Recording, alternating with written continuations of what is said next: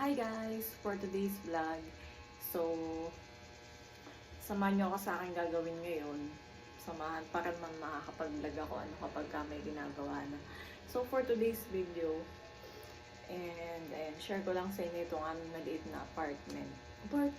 Basta maliit na studio type. Ayan. So, sobrang studio type to guys kasi, kita nyo. And agad yung CR, may labahin lang ako dyan eh. Maglalaba kasi ako. Tapos, ayan nga pa rin aming maliit na kitchen. Ayan lang. And ito agad yung kwarto. Ayan yung kama namin. Yun. So, kasi nga, magto 2 months pa lang kaming magkasama. And, alam niyo, share ko lang sa inyo guys, diba?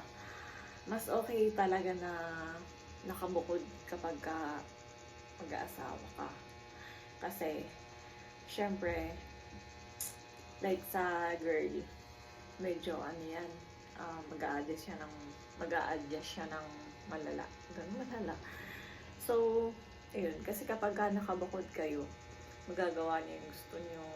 Like, yung mga food na kapag luto, yung katulad ko, ang girl ng kahit anong gusto niya. And then, hindi lang naman yun. Ang importante is, magkasundo kayo sa lahat. Like, sa mga food. Kasi kami guys, kahit ano lang kainin namin, walang kaarte-arte. Tsaka syempre, kailangan talaga na gano'n yung lagi kayong magkasundo, tsaka yung walang away. Although hindi naman talaga kami nag-aaway kahit nung dati pa.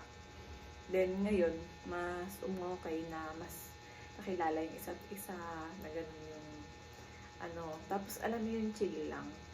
Yung kahit kami lang dalawa dito, happy naman talaga kami kasi nga may mga funny moments, ganyan.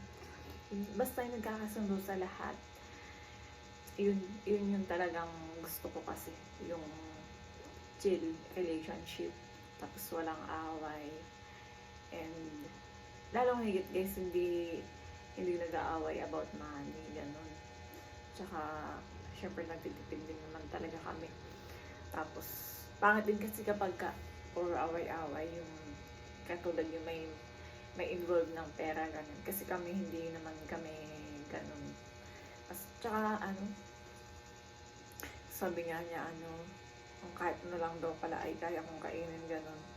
Oo naman kasi nga, sanay lang naman ako sa kung anong meron lang. Kasi, sinanay kami sa kung anong meron. Tsaka, hindi ako pinalaking maluho, ganyan. So, the best talaga guys kapag mag-aasawa kayo ay nakabukod agad. Oo.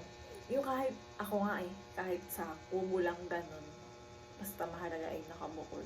Kasi masaya lang. Kahit minsan na, di ba syempre yung minsan, ay lagi pala, lagi may pasok ko yung partner ko, ganun.